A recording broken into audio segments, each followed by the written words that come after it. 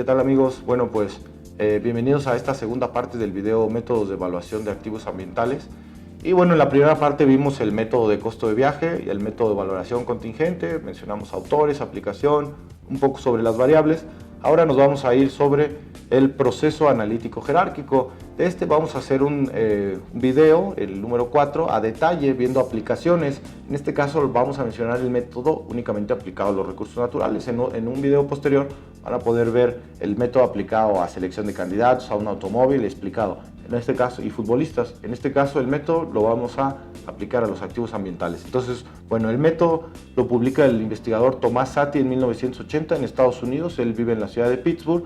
Y este método, bueno, se basa en la relación matemática o las distancias, las proporciones que hay entre elementos. Usa una matriz y se basa en el eigenvector e eigenvalor. Eigenvector e eigenvalor.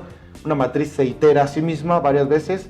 La primera vez, bueno, con la identidad da igual, hasta que en la cuarta vez empieza a ser suficientemente confiable respecto a sí misma y a las distancias que proyecta. Entonces este método proyecta distancia entre elementos, es decir, nos permite relacionar elementos que sí tienen valor en el mercado con elementos que no, para mediante relaciones o ponderaciones entre estos elementos, con el elemento que se conoce el bien y que tiene relación en el mercado, vamos a proyectar el valor del bien que no se conoce o no se tiene en el mercado. Por ejemplo, le podemos preguntar a una persona: ¿tú qué valoras más, el paisaje o el patrimonio cultural? O el paisaje o la valoración de un biólogo. ¿Qué crees que es más importante? ¿El secuestro de carbono o la filtración de agua? O sea, puros pares.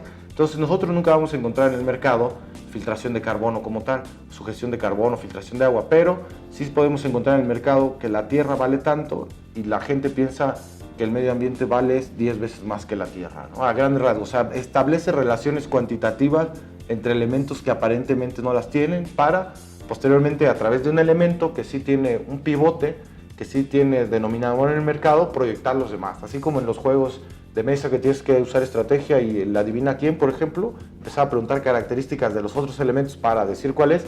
Este método busca establecer relaciones entre los elementos primero y después dice, bueno, ¿qué creen? Que este elemento sí tiene reconocimiento del mercado, entonces a través de las comparaciones que hicimos con el que sí, proyectamos los que no. Por ejemplo, en el capítulo 2 vemos la teoría del valor económico total. Entonces, la teoría del valor económico total engancha o se monta con el proceso analítico jerárquico. Esto, bueno, debo decirlo, les decía, el profesor Thomas Sati lo inventa en 1980, se usa la toma de decisiones, selección de alternativas, junto con otros métodos, pero el profesor Jerónimo Aznar, en el año 2000 de la Politécnica de Valencia, como lo comentaba en el video, lo toma y lo empieza a aplicar a futbolistas, evalúa a David Villa, Fernando Llorente, evaluación de activos ambientales, de parques naturales, los humedales de Valencia. Hay varios, ese libro lo pueden descargar, está de acceso gratuito. Valoración de activos ambientales del profesor Jerónimo Aznar. Ahí vienen 7 u 8 casos de ejemplo de aplicación de proceso analítico jerárquico a los recursos naturales. No es el único método, hay más, pero este es bueno porque en la teoría del valor económico total se habla de todos los valores que puede tener un recurso ambiental, tanto los tangibles, los que sí pueden encontrar cosas en el mercado, como los que no, los servicios ambientales, el valor, la biodiversidad, patrimonio cultural, paisaje, el valor de que lo usen futuras generaciones. Entonces, ahorita van a ver aquí el diagrama del valor económico total, donde están las 5, o sea, es el valor económico total, pero eso lo vamos a relacionar o le vamos a aplicar las matrices. Vamos a comparar el valor de uso directo, por ejemplo, en un parque natural, en una reserva, como a veces en las playas, lo que esté dentro del área natural protegida, ¿qué puede ser? Los hoteles, viviendas, comercios, infraestructura, asentamientos indígenas en algunos lados como en la sierra, pero en algunos como en Cabo San Lucas, o sea, hay hoteles de 5 estrellas dentro del área natural. Entonces, si quisiéramos valorar el recurso, como los Cabos San Lucas, tenemos todo lo que haya, infraestructura, todo lo que sí podríamos mandar a hacer que tiene precios sin problemas en el mercado. Después la segunda casilla lo ves, valor de uso indirecto son los servicios ambientales, tercera valor de opción, cuarta valor de existencia, donde te digo que existe el patrimonio cultural, la biodiversidad y el paisaje, y valor de futuras generaciones. Entonces, esos elementos son los que vamos a meter a la matriz a comparar con el método proceso analítico jerárquico. A los expertos, algo que es importante, yo sé aplicar método analítico jerárquico y, por ejemplo, si yo soy evaluador de casas, de inmuebles, de maquinaria, yo lo puedo aplicar sin problema.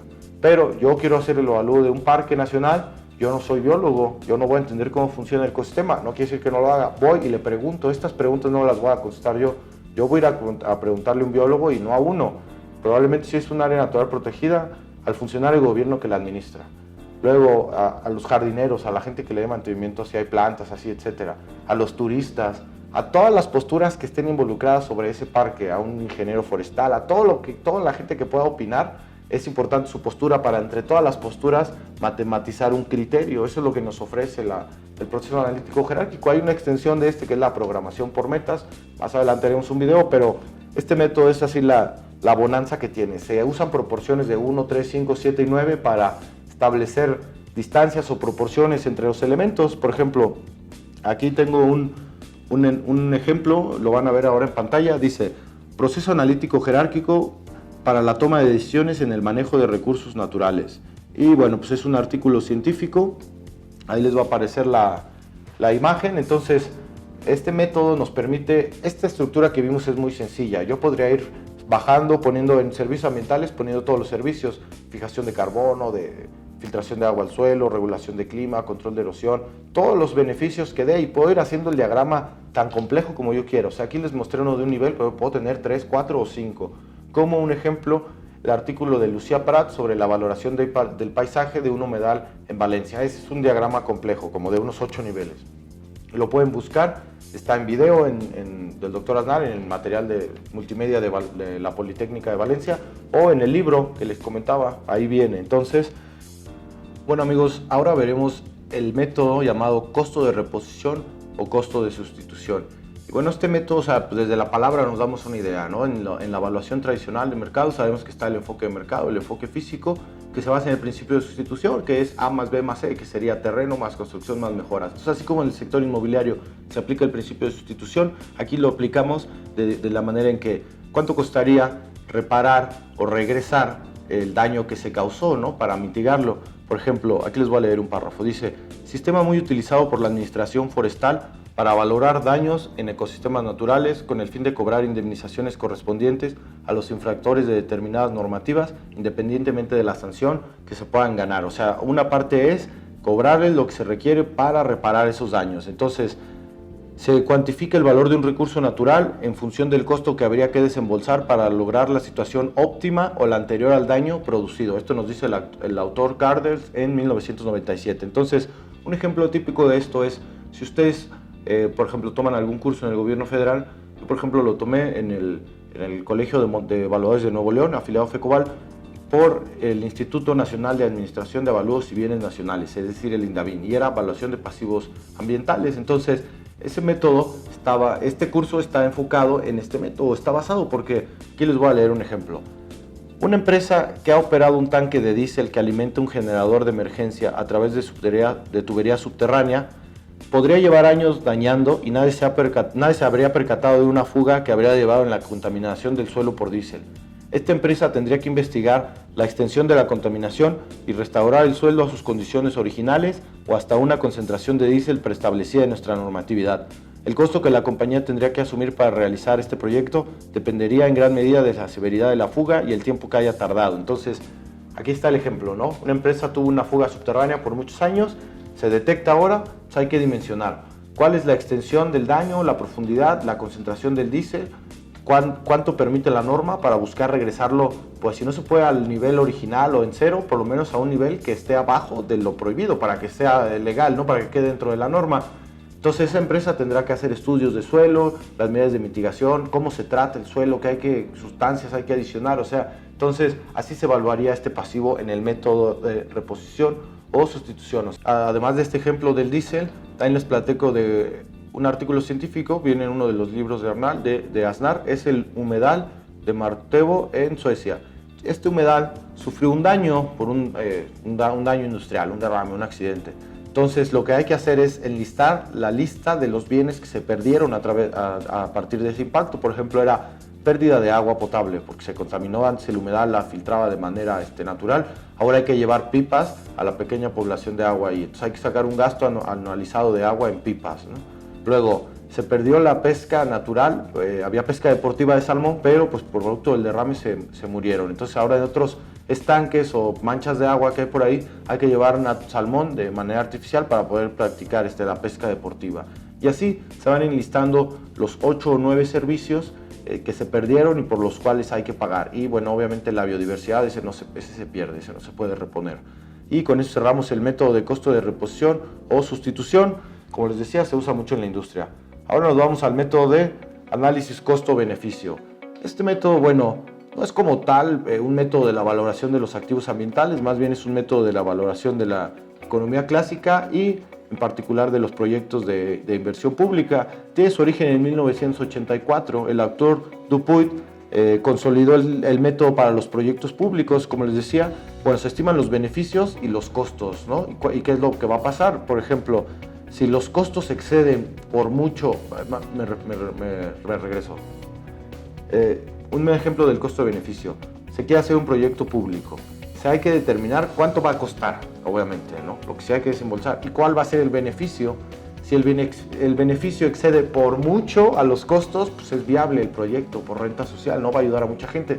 Si el beneficio sale prácticamente a la par de los costos, aunque a lo mejor no se pierda, los proyectos de inversión social tienen que tener mientras mayor bienestar mejor, ¿verdad? Y obviamente si el costo excede al beneficio, pues no es viable o probablemente no se haga. Entonces, esta metodología se puede utilizar también a los proyectos en el carácter ambiental. Aquí vamos a ver una tabla. Son 4 publicaciones a nivel mundial sobre el análisis costo-beneficio. Bueno, uno es de los aspectos metodológicos, es del autor Panayotú en 1997. Es un trabajo realizado en la India que recomienda tener los conceptos básicos para todo estudio de análisis costo-beneficio. Por otro lado tenemos el beneficio de servicios de agua, valoración del aumento de la calidad de vida. Es un artículo de Ardila en 1998 y Bauchman en 1999.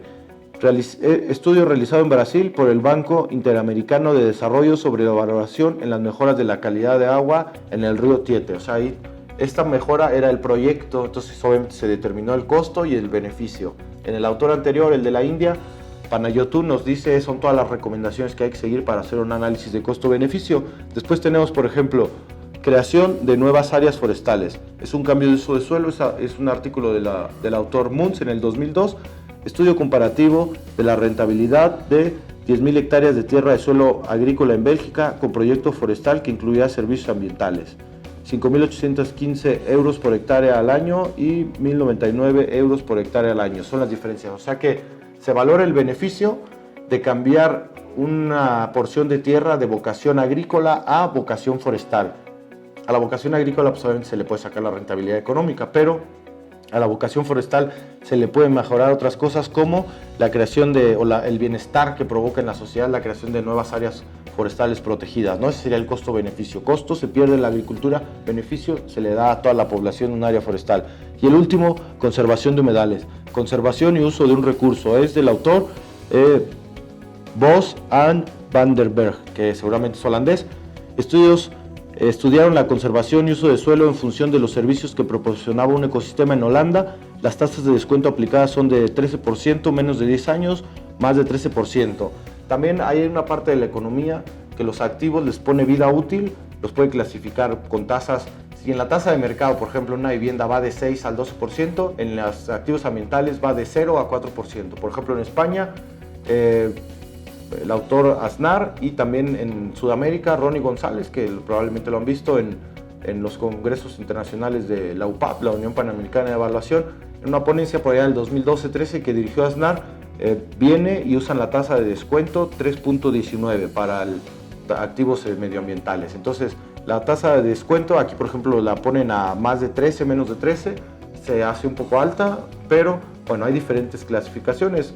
Por ejemplo, un economista en el año 2000 entrevistó a varios economistas del mundo y hace una propuesta, se llama Martin Weissman. Entrevistó a los 1000 economistas más reconocidos que él consideraba del mundo y que le ayuden a clasificar las tasas de descuento para los activos ambientales. Ellos, por ejemplo, los clasifican de 0 a 25 años de vida útil, ¿no? De 25 a 100, de 100 a 300 y más de 300 años. La tasa de más de 300 o la vida útil para activos de más de 300, como no sé, un volcán, un parque, es prácticamente 0. Y la de 0 a 25 años, 4%.